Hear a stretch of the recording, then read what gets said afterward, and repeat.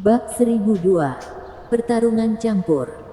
Orang-orang tua dari Sekte Naga Darah ini benar-benar adalah orang tua dibandingkan dengan Kak Naga dan yang lainnya.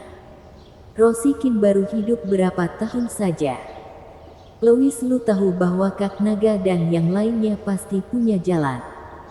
Lagi pula, mereka bukan orang dari periode yang sama. Setelah mendengar kata-kata Kak Naga, mata Louis Lu berbinar, seperti yang dikatakan Ratu Qin. Selama dia bisa menjadi orang suci sekarang, peluangnya untuk menang akan meningkat pesat. Kak Naga, coba katakan, kata Louis Lu kepada Kak Naga dengan penuh semangat. Kak Naga bertele-tele, lalu berkata kepada Louis Lu dengan ragu-ragu, "Saudara Lu, tidak ada cara untuk melakukan ini. Karena setelah menjadi orang suci, ini benar-benar dunia lain. Dan kamu hanya dapat mengandalkan pemahaman kamu sendiri. Baru bisa masuk ke alam suci. Tetapi kamu berbeda. Kamu memang bisa melangkah ke alam suci tanpa pencerahan. Hanya saja, melihat Kak Naga ragu-ragu untuk waktu yang lama tanpa mengatakan apa-apa, rasa penasaran Louis Lu semakin meningkat. Dia memiliki banyak cara, tetapi itu tidak cukup untuk membuatnya berbeda dari yang lain. Kan, Kak Naga, jika kamu memiliki sesuatu untuk dikatakan, kamu sebaiknya mengatakannya saja. Kita semua adalah saudara, dan hal ini sangat penting bagiku. Aku siap memberikan nyawaku. Tolong beritahu aku bagaimana menjadi orang suci." Mendengar suara tegas Louis Lu, Kak Naga terdiam. "Hei, saudara Louis Lu." Suara Kak Naga penuh kesedihan. Lalu dia mengucapkan kata demi kata, "Keluarga naga darah kami, meskipun bukan keluarga naga ortodoks, tapi kami juga memiliki darah naga. Jika kamu benar-benar berencana untuk menjadi suci secara paksa, satu-satunya cara adalah dengan memurnikan kami secara paksa. Dengan begini kamu pasti bisa menjadi orang suci." "Maksudmu?" "Ya, tidak salah." Suasana menjadi sunyi, dan Louis Lu berdiri di sana dengan linglung. Pantas saja, saat ditanya soal ini, Kak Naga sedikit enggan. Tetapi bahkan jika itu dirinya sendiri, bagaimana dia bisa setuju? Meskipun dirinya dan naga lainnya baru saling kenal belum lama ini.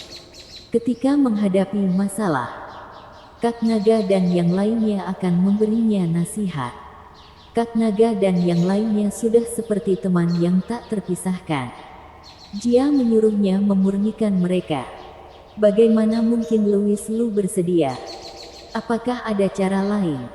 Suara dingin Louis Lu terdengar. Merasa sangat tidak nyaman, Kak Naga menggelengkan kepalanya. "Tidak ada. Hanya saja, melihat situasi saat ini, tidak masalah jika kamu menyempurnakan kita. Lagi pula, kita orang tua sudah cukup hidup. Oke, jangan katakan lagi." Mendengar pernyataan Kak Naga, Louis Lu tidak bisa menahan raungannya. "Jika harus mengorbankan kalian untuk menjadi orang suci, maka aku lebih baik tidak jadi orang suci." Kak Naga tersenyum kecut setelah mendengar kata-kata Louis Lu. Kak Naga tidak tahu apakah dia senang atau sedih setelah berteman dengan Louis belakangan ini. Meskipun mereka bukan saudara, tetapi Louis Lu adalah orang yang disukai oleh para naga. Tapi ketika Louis Lu menemui kesulitan, dia dan yang lainnya tidak bisa membantunya. "Kakak Lu, kita benar-benar tidak apa-apa." "Oke, Kak Naga, tidak perlu banyak bicara. Aku sudah mengambil keputusan. Kerajaan Api Suci, ibu kota kekaisaran."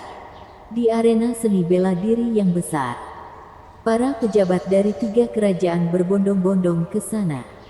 Rosikin berada di tengah, dan para pangeran dari 18 benua duduk satu persatu di kiri dan kanan Rosikin. Seorang pria parubaya yang gendut sedang berbaring malas di kursi. Dan di sampingnya ada dua pelayan cantik yang melayaninya. Sebagai perbandingan, pemuda berbaju putih di sisi lain tampak jauh lebih normal.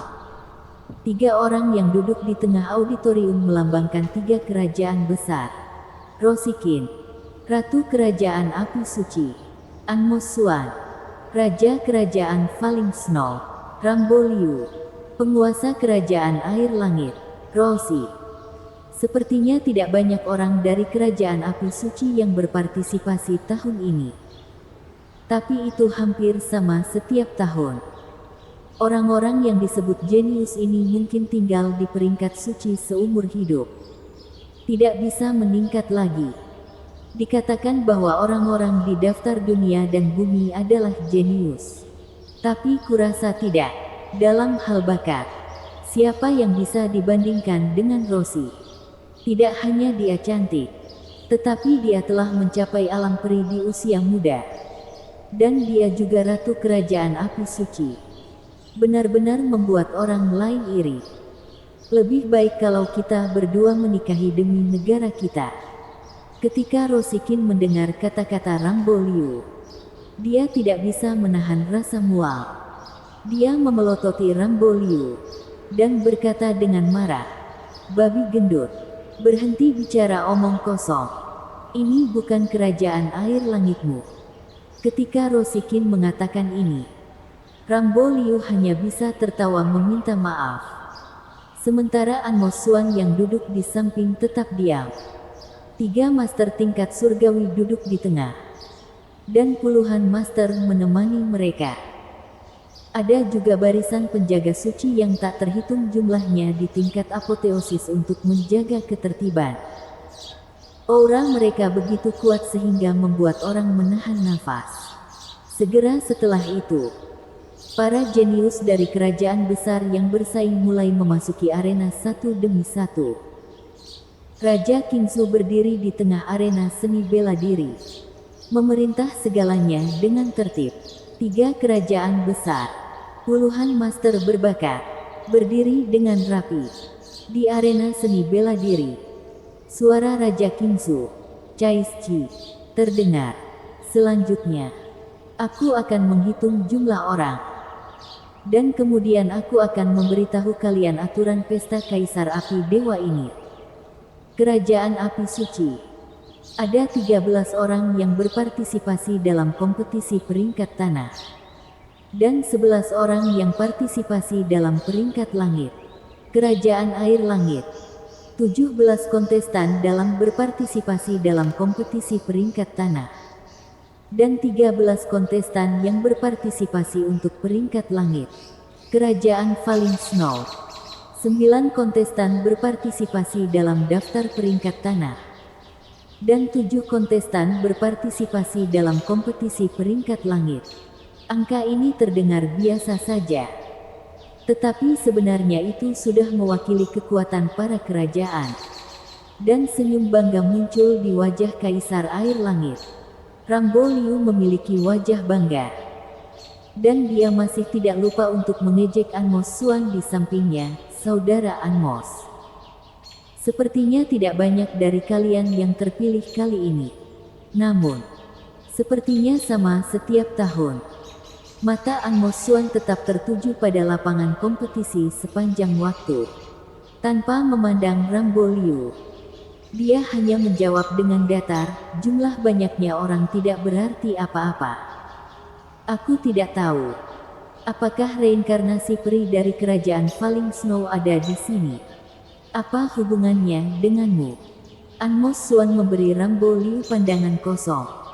Dan tidak mengatakan apa-apa. Raja Kingsu yang berada di bawah panggung melanjutkan. Aturan kali ini berbeda dengan tahun-tahun sebelumnya. Dan aturan 1 lawan 1 sudah tidak diterapkan lagi. Setiap kontestan dari para kerajaan yang bersaing akan menggunakan sistem campur. Setiap kerajaan, pemenang terakhirnya akan berpartisipasi dalam pertempuran terakhir untuk peringkat dunia dan bumi. Dalam kompetisi ini, tidak peduli hidup atau mati, Selama kamu berdiri di akhir, kamu akan menang. Semua orang menghela nafas lega. Jika 1 lawan 1, setiap orang akan memiliki beberapa kartu es-nya masing-masing. Tapi jika itu campur, itu sama saja seperti sekelompok orang yang menari dengan liar. Agak sulit. Ini bukan pertempuran biasa. Ini namanya pertempuran hidup dan mati. Bertahan hidup untuk menang. Lebih dari selusin orang mewakili kekuatan dari berbagai benua. Dan semua orang berjuang demi kehormatan.